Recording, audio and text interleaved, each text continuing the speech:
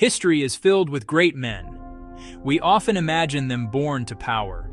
They are kings, princes, and nobles. Their path to glory seems set from birth. We see their statues and read their names in books. It all feels inevitable, as if destiny chose them and them alone. But sometimes, history is not made by the chosen. It is forged by the rejected, the doubted, and the disowned. This is the story of one such man, a man who was never meant to rule. To understand Charles, we must first understand the world he was born into. The land of the Franks was a fractured and troubled kingdom. On the surface, it was ruled by a king from the Merovingian dynasty. But by the time of Charles's birth, these kings were little more than ghosts in their own palaces. The real authority belonged to an official known as the mayor of the palace. This was the position held by Charles's father, Pippin. The mayors controlled the armies, the treasury, and the law. They made the decisions that shaped the kingdom. Beyond the borders, enemies were pressing in on all sides. To the north, in the marshy lowlands, lived the Frisians. They were a fierce pagan people who refused to bow to Frankish rule or the Christian faith. Their leader, Duke Redbad, was a cunning and determined enemy who had fought Charles's father for decades. But the greatest threat was one that few in Francia truly understood yet. It was a storm gathering far to the south. In 711, an army of Arabs and Berbers from North Africa had crossed the sea into the Iberian Peninsula. Now, they stood at the foot of the Pyrenees Mountains, the great natural barrier that separated Iberia from Francia. The opportunity came near the city of Amblève. Charles set up an ambush using his knowledge of local terrain. He fell upon the Neustrian column when they least expected it. It was brutal. It was decisive. For Charles, this was a monumental victory. He had proven that they were not invincible. It was the first time the world heard the sound of the hammer. How was Charles able to achieve such an unbroken string of victories? The key was the expansion of a professional cavalry-based force. Heavy cavalry required a war horse, armor, a lance, and a sword. Charles's solution was radical. He began to seize land from the church and grant these lands to his most trusted warriors. This created a class of professional soldiers whose livelihood was directly tied to their military service for Charles. Charles now had a standing corps of elite, loyal, and highly mobile troops. It was one of the most effective fighting forces in Europe. While Charles was hammering Francia into a unified kingdom, a new power had established itself south of the Pyrenees, Al-Andalus. What had begun as a raid in 711 had, in a remarkably short time, turned into a full-scale occupation. This was a civilization with immense wealth, confidence, and military might.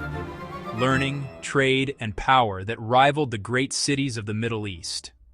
In 730, a new governor was appointed to rule Al-Andalus. His name was Abd al-Rahman al-Ghafiqi. He was a veteran commander, respected by Arab and Berber troops alike, known for his piety and military skill. Abd al-Rahman was a man with a grand vision, the conquest of Francia, for the glory of God and the Caliphate. The decision was made. Charles Martel began to gather the Frankish host. He summoned the professional warriors and called upon the general levy of free Frankish infantry. The march south was a masterpiece of logistics and speed, using the Roman road network. One of Charles's most brilliant moves was the secrecy of his advance, avoiding main highways where scouts would be watching. Charles aimed for a position between Abd al-Rahman's army and Tours. He was the hammer, positioning to strike the most effective blow. The two forces faced each other across a wide, rolling plain near the junction of the Claine and Vienne rivers. For several days, the two armies simply stood and watched each other in a tense and crucial standoff. The two armies could not have been more different.